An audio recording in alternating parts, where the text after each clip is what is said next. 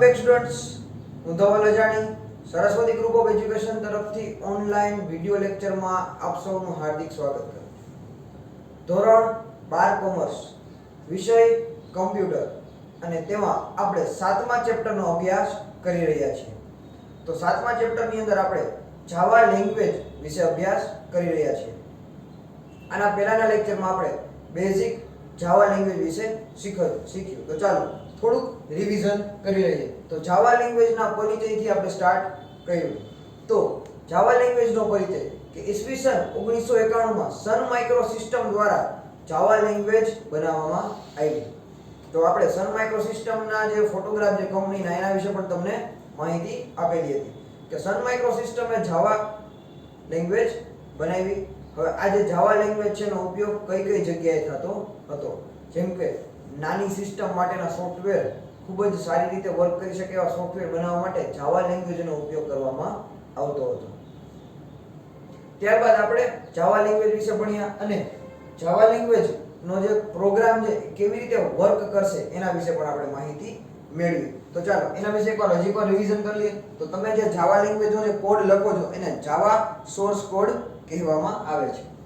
જે source code છે એ જ્યારે કમ્પાઇલ કરવામાં આવે છે, કમ્પાઇલ કરવું એટલે શું યાદ કરો, કમ્પાઇલ કરવું એટલે શું? તો કે કમ્પાઇલ કરવું એટલે એક એક લાઈન એક એક શબ્દને ચેક કરવા. તો જાવા સોર્સ કોડ, ત્યારબાદ કમ્પાઇલ એટલે કે દરેક વસ્તુને ચેક કરવી.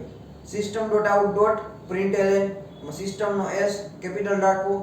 જાવા લેંગ્વેજ એટલે કે સન માઇક્રો સિસ્ટમ દ્વારા જાવા લેંગ્વેજ માટેના જે ફોર્મેટ નક્કી કરવામાં આવેલા છે એ ફોર્મેટની અંદર તમારો પ્રોગ્રામ છે કે નહીં એ ચેક કરવું એટલે કે કમ્પાઇલ કરવું. એક એક શબ્દ એક એક લીટી ચેક થશે. ત્યારબાદ તેને બાઇટ કોડમાં કન્વર્ટ કરવામાં આવશે. તો બાઇટ કોડ એટલે શું કે આપણી લેંગ્વેજમાંથી કમ્પ્યુટરની લેંગ્વેજમાં કન્વર્ટ કરવું. આપણી જે લેંગ્વેજ છે તેમાંથી કમ્પ્યુટરની લેંગ્વેજમાં કન્વર્ટ કરવું. ત્યારબાદ તે ઇન્ટરપ્રિટ કરવું. ઇન્ટરપ્રિટ અલગ અલગ મોસ્ટલી 3 જગ્યાએ થાય છે. તો એક લિનક્સ માટે છે, એક વિન્ડોઝ માટે અને એક મેક ઓએસ માટે. તો સૌથી વધારે લોકો વિન્ડોઝ ઓપરેટિંગ સિસ્ટમ યુઝ કરે છે. લિનક્સ પણ એટલા જ લોકો ધરાવે છે અને મેક ઓપરેટિંગ સિસ્ટમ જે એપલ કંપની દ્વારા જે પીસી કે લેપટોપ જે છે એના અંદર મેક ઓએસ આવે છે. તો આટલું આપણે શીખ્યા હતા. તો ચાલો હવે આપણે 7.3 એટલે કે સાદા જાવા વિનિયોગનું નિર્માણ. સાદા જાવા વિનિયોગનું નિર્માણ. તો વિનિયોગ એટલે શું? વિનિયોગ શબ્દ એટલે શું? આપણે તમને લાસ્ટ લેક્ચરમાં એક હોમવર્ક આપ્યું હતું કે જેમાં પારિભાષિક શબ્દો કરવાના હતા. તમને પેજ નંબર સહિત કીધું હતું કે આ નંબરના પેજ ઉપર તમે જાશો ત્યાં તમને પારિભાષિક શબ્દો જોવા મળશે. જો આ શબ્દ તમે વ્યવસ્થિત રીતે કરી લેશો તો આખું ચેપ્ટર જે તમે આરામથી સારી રીતે સમજી શકો. તો ચાલો વિનિયોગ એટલે થાય એપ્લિકેશન, કે એક સાદી એપ્લિકેશનનું નિર્માણ કરવું. એક સાદી એપ્લિકેશન બનાવી જાવા લેંગ્વેજની મદદથી. તો ચાલો જોઈએ કે જાવા પ્રોગ્રામ અનેક ક્લાસનો બનેલો છે. તેમાં ઓછામાં ઓછો એક ક્લાસ મેઇન મેથડ તરીકે હોવો જોઈએ. આપણે એક નાનું ફેમિલી હોય તેમાં એક મુખ્ય મેમ્બર કે જે આખા ઘરનું પ્રતિનિધિત્વ કરતું હોય, બરોબર? તો એવી જ રીતે જાવા લેંગ્વેજની અંદર પણ એક મેઇન ક્લાસ હોવો જોઈએ કે જે આખો પ્રોગ્રામ એક્ઝિક્યુટ કરશે, બરોબર? કે એમાં અનેક ક્લાસનો બનેલો હોય તેમાં ઓછામાં ઓછો એક મેઇન ક્લાસ હોવો જોઈએ. ઓછામાં ઓછો એક મેઇન ક્લાસ હોવો ફરજિયાત છે. એના માટે ઉદાહરણ લેશું આપણે તો કે ફોન કોલના ખર્ચની ગણતરી કરવી. તો ફોન કોલના ખર્ચની ગણતરી કરવી એટલે શું? જો આ એક્ઝામ્પલ છે, બરોબર? એકદમ ઈઝી એક્ઝામ્પલ છે. ફોન કોલનો ખર્ચની ગણતરી કરવી એટલે શું? તો કે જેમ જેમ તમે ફોન કોલ કરતા જાવ છો એમ તમારા એકાઉન્ટમાંથી આપણે મે બી 50 રૂપિયાનું રિચાર્જ કરાવ્યું, બરોબર? આપણે જે રિચાર્જ સિસ્ટમ ઉપર જઈએ છીએ, અનલિમિટેડ કોલ્સની વાત નથી કરતા, જે લિમિટેડ કોલ છે એના માટે ગણતરી કરીએ તો કે 50 રૂપિયાનું રિચાર્જ કરાવ્યું હોય, જેમ આપણે 10 મિનિટ વાત કરીએ, 20 મિનિટ વાત કરીએ, તો જે નિયમ મુજબ ડિડક્શન થવું જોઈએ આ 50 રૂપિયામાંથી એ કઈ ગણતરી આધારિત થવું જોઈએ? તો ફોન કોલની સાદી ગણતરી કરતો પ્રોગ્રામ સમજ. તો આપણે સાદો એક પ્રોગ્રામ સમજવા જઈ રહ્યા છીએ કે ફોન કોલની ખર્ચની ગણતરી કરવા માટેનો એક પ્રોગ્રામ છે. અહીંયા તમે જોઈ શકો છો કે પબ્લિક ક્લાસ કોલ કોસ્ટ એવું લખેલું તમને દેખાય છે. અત્યારે તમે જે સ્ક્રીનશોટ જોઈ શકો છો અડધો સ્ક્રીનશોટ છે. કારણ કે આખો સ્ક્રીનશોટ એકસાથે લઈશ તો એના ફોન્ટ જે થોડાક નાના થઈ જશે, એટલે તમને છેલ્લે અત્યારે આપણે અડધો પ્રોગ્રામ પહેલા આપણે પ્રોગ્રામને છે ને 4 થી 5 કટકામાં ડિવાઈડ કરીને સમજશું, પછી આખો પ્રોગ્રામ એક સાથે કનેક્ટ કરી દેશું. તો સૌથી પહેલો પાર્ટ છે એ ક્લાસ ડિફાઇન કરવો. તો એના માટે સૌથી પહેલા આપણે કરશું પબ્લિક ક્લાસ અને કોલ કોસ્ટ. તો પબ્લિક ક્લાસ કોલ કોસ્ટ આવું આપણે લખીએ છીએ. કોલ કોસ્ટ છે એ ક્લાસનું નામ છે. તો અહીંયા તમે જોઈ શકો છો કોલ નો સી કેપિટલ છે અને કોસ્ટ નો સી કેપિટલ છે. તો અહીંયા એવા કોઈ પણ નિયમ નથી કે તમે કેપિટલ કે સ્મોલમાં ના રાખી શકો. તમને ઈચ્છા પડે એ રીતે તમે રાખી શકો. જે અક્ષરને તમારે કેપિટલ રાખવો હોય રાખી શકો, સ્મોલમાં રાખવો હોય રાખી શકો. પણ જ્યારે ફ્યુચરમાં આ ક્લાસના નામનો યુઝ કરો ત્યારે આ જ ફોર્મેટમાં તમારે લખવાનું રહેશે. તો પબ્લિક ક્લાસ કોલ કોસ્ટ આવું એક લખેલો ક્લાસ આપણે બનાવ્યો. ક્લાસનું નામ શું છે તો કે કોલ કોસ્ટ. ત્યારબાદ પબ્લિક સ્ટેટિક વોઇડ મેઇન. હવે આ છે આ સેન્ટેન્સ જે ક્લાસની અંદર લખવામાં આવશે એ મેઇન ક્લાસ તરીકે ઓળખાશે. તો પબ્લિક સ્ટેટિક વોઇડ મેઇન, બરોબર, આ બધું જ સ્મોલ લેટરમાં લખવાનું છે. પબ્લિક સ્ટેટિક વોઇડ મેઇન 4 શબ્દ છે, ખાસ યાદ રાખજો. પબ્લિક સ્ટેટિક વોઇડ મેઇન, ત્યારબાદ રાઉન્ડ બ્રેકેટની અંદર સ્ટ્રિંગ આર્ગ્સ, બરોબર, સ્ટ્રિંગ આર્ગ્સ ફરજિયાત સ્ટ્રિંગનો એસ કેપિટલ કરવાનો રહેશે. જો આ નહીં હોય, નાની મિસ્ટેક પણ હશે તો એરર આવશે, બરોબર. તો સ્ટ્રિંગ એસ ની અંદર સ્ટ્રિંગનો એસ કેપિટલ કરવાનો છે. આર્ગ્સ આર્ગ્યુમેન્ટ, બરોબર, એની પાછળ સ્ક્વેર બ્રેકેટ એટલે કે ચોરસ કૌંસ કરવાનો છે. એ ત્યારબાદ પાછળ ગોળ કૌંસ છે પૂરો કરવાનો છે. હવે આટલું કર્યું ત્યારબાદ એક છગડીયો કૌંસ હશે. હવે જો એક ખાસ વસ્તુ યાદ રાખજો, છગડીયો કૌંસ શું કામ કરવામાં આવે? કાંઈ પણ વસ્તુને સેપરેટ કરવા માટે. કાંઈ પણ વસ્તુને સેપરેટ કરવા માટે કે આ પબ્લિક સ્ટેટિક વોઇડ મેઇન છે ત્યાં એક છગડીયો કૌંસ કરી દીધો એટલે એની અંદર જેટલી વસ્તુ લખવાની હશે એ એક સેપરેટ થઈ જશે. તમે ઈઝીલી ડિટેક્ટ કરી શકો. અને નિયમ પણ છે કે આવી રીતે લખવું જોઈએ. તો એક છગડીયો કૌંસ, ત્યારબાદ મેઇન પ્રોગ્રામનો જે મુખ્ય ભાગ છે. હવે ચાલો ત્યાં ડિક્લેરેશન. તો ડિક્લેરેશન એટલે શું? જાહેર કરવું. ડિક્લેરેશન એટલે જાહેર કરવું. સપોઝ તમે બધા આપણે બીજો એક્ઝામ્પલ લઈએ કે તમે ઘણીવાર આર્ટ એન્ડ ક્રાફ્ટની એક્ટિવિટી કરેલી હશે. તો આર્ટ એન્ડ ક્રાફ્ટની એક્ટિવિટીમાં તમને કહે કે ચાલો તમારે આર્ટ કરવા બેસવાનું છે, એટલે કે તમારે ચિત્ર દોરવાનું છે, જેમાં તમારે મીણિયા કલરનો ઉપયોગ કરીને ચિત્ર દોરવાનું રહેશે. તો આપણે પહેલા મીણિયા કલરનો ઉપયોગ કરવાનો છે એટલે આપણે પહેલા પેપર તો લેશું જ, પ્લેન પેપર લેશું. ત્યારબાદ પેન્સિલ, સ્કેલ, ઇરેઝર, શાર્પનર, જેટલી વસ્તુની રિક્વાયરમેન્ટ હશે બધી વસ્તુ સાથે લઈ લેશું. ત્યારબાદ મીણિયા કલર તો લેવાના જ છે ખાસ. તો જેટલી વસ્તુ આપણે લેવાના છે એનું એક સાધન સામગ્રીનું લિસ્ટ હોય. તો કોલ કોસ્ટ નામનો જે આપણે ક્લાસ છે, જે પ્રોગ્રામ કરી એની અંદર આપણે જેટલી વેલ્યુ એટલે કે જેટલા વેરિયેબલ લેવાના છે એ પહેલા ડિક્લેર કરવા ફરજિયાત છે. એવું ના ચાલે કે તમે ડાયરેક્ટ યુઝ કરી શકો. અત્યારે બેઝિક લેવલ ઉપર આપણે શીખીએ છીએ તો આપણે જેટલી વસ્તુનો યુઝ કરશું એ બધા પહેલા જાહેર કરવા જરૂરી છે કે આપણે કેટલા વેરિયેબલ જાહેર કરવાના છીએ. તો હવે સૌથી પહેલા આપણે 4 વેરિયેબલ જાહેર કરવાના છીએ. તો એની અંદર સૌથી પહેલું છે ડબલ અને બેલેન્સ. તો એ ડબલ છે એ ડેટા ટાઈપ છે. ડબલ છે એ ડેટા ટાઈપ છે કે કયા પ્રકારનો ડેટા છે. ડબલ છે એ ડેટા ટાઈપ છે. શું છે? Data type.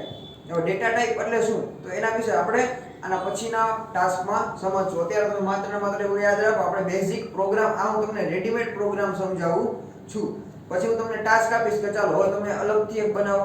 ત્યારે બધી વસ્તુ તમારે જાતે નક્કી કરવાની છે કે હું કયો ડેટા ટાઈપ લઈશ, કેમ લખીશ, શું કરીશ, એ બધું તમારે જાતે વિચારવાનું રહેશે. તો આપણે સૌથી પહેલા તો મૂળ બેલેન્સ. આપણે 50 રૂપિયાની બેલેન્સની વાત થઈ હતી ને, 50 રૂપિયાની મૂળ બેલેન્સ. તો બેલેન્સ આપણી કેટલી હશે? તો આપણે વેરિયેબલ ડિક્લેર કરશું કે આપણી મૂળ બેલેન્સ ઇક્વલ ટુ 50 રૂપિયા છે. તો બેલેન્સ લીધું. ત્યારબાદ આપણે રેટ લેશું. રેટ એટલે શું? તો કે કોલનો ચાર્જીસ કેટલો છે, કોલ ચાર્જીસ એ ગણવો પડે ને. તો રેટ લીધું. ત્યારબાદ આપણે ડ્યુરેશન લેશું. કેટલી મિનિટ વાત કરી, બરોબર, કેટલી મિનિટ વાત કરી, 1 મિનિટ, 2 મિનિટ, 3 મિનિટ કે 1 કલાક, જેટલી વાત કરી ડ્યુરેશન ની અંદર આવશે. અને ત્યારબાદ આવશે કોસ્ટ. કોસ્ટ એટલે ફાઇનલ આપણને કેટલામાં કર પડ્યો. 50 રૂપિયા તમારી બેલેન્સ છે. તમે 1 મિનિટ વાત કરો છો અને 1 મિનિટનો 1 રૂપિયો હોય તો 1 મિનિટ ગુણ્યા 1 બરાબર 1 એટલે 50 માંથી 1 જાય તો કેટલા રૂપિયા મળે? 49. તો તમારી પાસે અત્યારે 49 રૂપિયા બેલેન્સ વધી કહેવાય. બરાબર? તો આવો એક સાદો પ્રોગ્રામ આપણે સમજવાના છીએ. તો એકવાર ફાસ્ટ રિવિઝન કરાવી દઉં. તો સૌથી પહેલા public class call cost. Call cost જે એ ક્લાસનું નામ છે, ખાસ યાદ રાખજો. કોલ કોસ્ટ જે ક્લાસનું નામ છે.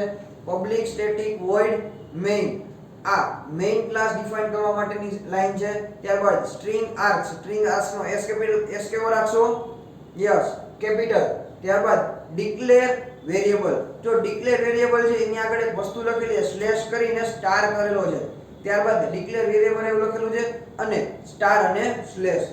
આનો મીનિંગ શું હશે વિચારો? યસ, કમેન્ટ આપેલી છે. કમેન્ટ જો તમે તમારો આ જાવા લેંગ્વેજનો સૌથી પહેલો પ્રોગ્રામ છે, સૌથી પહેલો પ્રોગ્રામ હું તમને આખો પ્રોગ્રામ એમને આપી દઉં અને કહી દઉં આલ્યો જોઈ લો, તમને સમજાશે નહીં. આ તમારો પહેલો પ્રોગ્રામ છે. આની અંદર બધી વસ્તુ ડિફાઇન કરેલી હશે, એક એક વસ્તુ મેન્શન કરેલી હશે. આ કરવાનો ફાયદો શું? જ્યારે પણ આ પ્રોગ્રામ તમે બીજી વાર રિફર કરો ત્યારે તમને તરત જ ખબર પડી જાય. ઓકે, તમે અહીં લખેલું છે ડિક્લેર વેરિયેબલ, નીચે 4 વેરિયેબલ ડિક્લેર કરેલા છે. તરત જ તમને ખબર પડી જશે કે આ 4 વેરિયેબલ છે ને ડિક્લેર વેરિયેબલ છે, કે ડિક્લેર કરેલા વેરિયેબલ છે.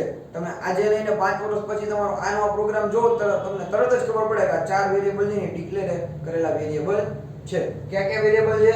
તો કે બેલેન્સ, રેટ, ડ્યુરેશન અને કોસ્ટ. આ 4 વેરિયેબલ ડિક્લેર કર્યા. ત્યારબાદ હવે આપણે આની ગણતરી કરશું. ચાલો, તો હવે ડિક્લેરેશન પાર્ટ પૂરો થઈ ગયો. તો હવે આપણે જોશું કમ્પ્યુટેશન. કમ્પ્યુટેશન એટલે ગણતરી કરવી. તો ગણતરી કરવામાં શું છે? તો કે સૌથી પહેલા આપણી પાસે બેલેન્સ છે 170 રૂપિયા. 170 રૂપિયાની મૂળ બેલેન્સ છે.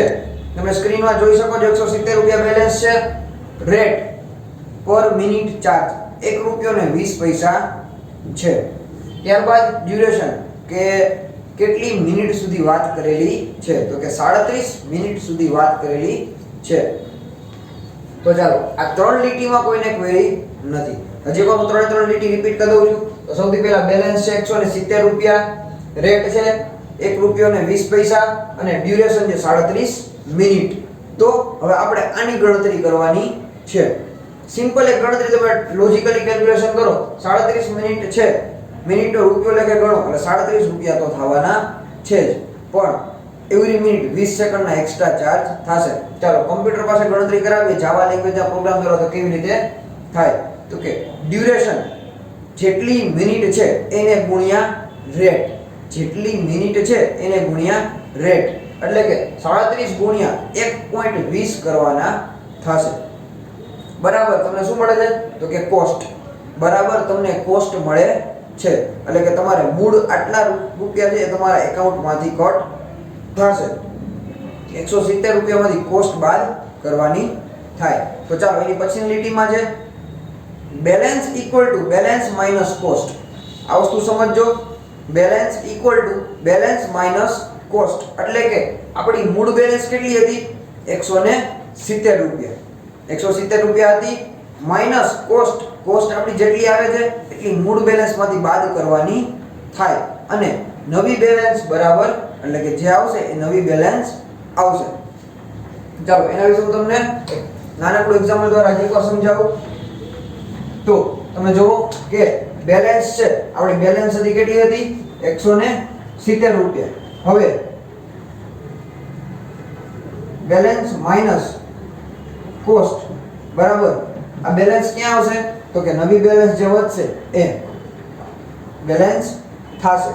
તો આપણી 170 રૂપિયા બેલેન્સ હતી, અહીંયા કોસ્ટ જે કંઈ આપણી આવે છે એ હવે આ બેની બાદબાકી થતા આપણને કઈ નવી રકમ એક મળશે. હવે જ્યારે તમે બીજી વાર કોલ કરશો ત્યારે 170 રૂપિયામાંથી કપાશે કે આ નવી રકમ મળી એમાં છે? વિચારો. તમારી પાસે 170 છે એમાંથી બીજી વાર પહેલી વાર કોલ કર્યો ત્યારે અહીંયા તમને એક રકમ મળે છે. જ્યારે તમે બીજી વાર કોલ કરશો ત્યારે તમારા કેટલા રૂપિયા કપાશે? બીજી વાર ઓકે 37 મિનિટ વાત નથી કરતા, 10 મિનિટ જ વાત કરો છો તો તમારી જે નવી બેલેન્સ અહીંયા હતી એમાંથી કપાશે. એવું કોઈ દી પોસિબલ નથી. તો તમે 170 રૂપિયાનું રિચાર્જ કરાવો, આજે 10 મિનિટ વાત કરી, ઓકે બેલેન્સ કપાયેલો મેસેજ આવે ને બેલેન્સ કપાય જ નહીં, થોડીક પછી પાછી 1 કલાક વાત કરો, આવું હોય નહીં. બેલેન્સ આપણી અપડેટ થતી રહે. તો તમે 170 રૂપિયા હતા એમાંથી એક વાત કરી લીધી, તમારો અહીંયા એક ફાઇનલ ફિગર મળે છે. તો તમારી ફાઇનલ બેલેન્સ હતી એ 170 મટીને એક નવો ડિજિટ થઈ જાય. ઓકે તમારી ફાઇનલ બેલેન્સ હતી એ બીજી કંઈક થઈ જાય. જ્યારે તમે બીજી વાર કોલ કરો ત્યારે અહીંયા જે તમારી 136 140 જેવો કંઈક ડિજિટ આવશે, બરોબર, એમાંથી પાછી નવો કોલ બાદ કરવામાં આવે. વસ્તુ બીજી વાર રિપીટ કરું છું. કમ્પ્યુટેશન એટલે કે ગણતરી કરવી. ગણતરી કરવામાં આપણે મેઇન સ્ટેપ જે બેલેન્સ હતી આપણી 170 રૂપિયા બેલેન્સ છે. રેટ 1 રૂપિયો અને 20 પૈસા પર મિનિટનો રેટ છે. 37 મિનિટ વાત કરેલી છે. તો cost equal to duration into rate.